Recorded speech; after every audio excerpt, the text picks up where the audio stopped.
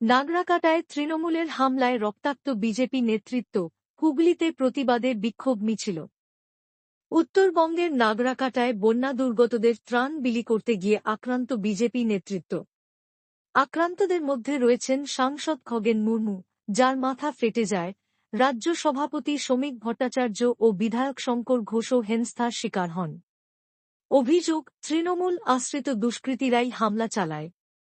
এই ঘটনায় ক্ষোভে উত্তাল হুগলি সাংগঠনিক জেলা বিজেপি। আজ দলীয় কার্যালয় থেকে হুগলি মোড় পর্যন্ত বিক্ষোভ মিছিল ও পথ অবরোধ করে প্রতিবাদ জানায় বিজেপি কর্মীরা।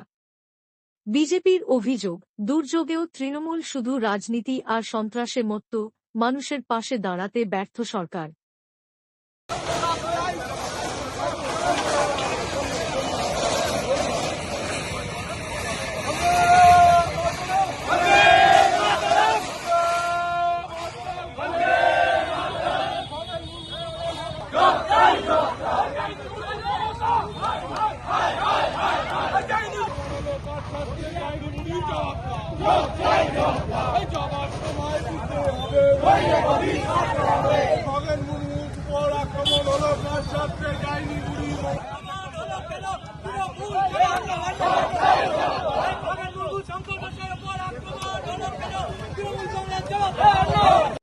আজকে আমরা যেটা দেখছি, আমাদের যারা বিধায়ক সাংসদরা রয়েছে, খগেন মুর্মু, শঙ্কর ঘোষ, যারা ত্রাণ নিয়ে ওখানে পৌঁছেছে মানুষের পাশে দাঁড়াতে, আজকে আমরা দেখছি মুখ্যমন্ত্রীর নেতৃত্বে তাদের ক্যাডার, তৃণমূলের ক্যাডাররা আজকে আমাদের সাংসদ বিধায়কদের উপর হামলা চালিয়েছে। এটা খুব দুর্ভাগ্যজনক।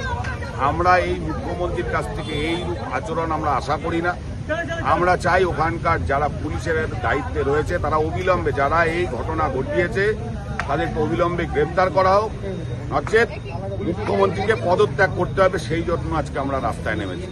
কি হলো দেখা গেল পুলিশের কাণ্ড সত্যি আশ্চর্য লাগছে। সেখানে যেখানে এই ঘটনা ঘটেছে সেখানে পুলিশ তৃণমূলের ক্যাডারের ভূমিকা পালন করেছে, আর এখানে বিজেপিকে আটকাবার জন্য পুলিশ সক্রিয় হয়ে দাঁড়াচ্ছে।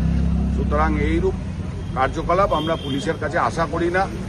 যদি ওই যারা এই ঘটনা আজকে ঘটিয়েছে তাদের যদি গ্রেপ্তার না করা হয়, আরও বৃহত্তর আন্দোলনে হুগলি জেলা কেন সারা পশ্চিমবাংলার বিজেপি যাবে।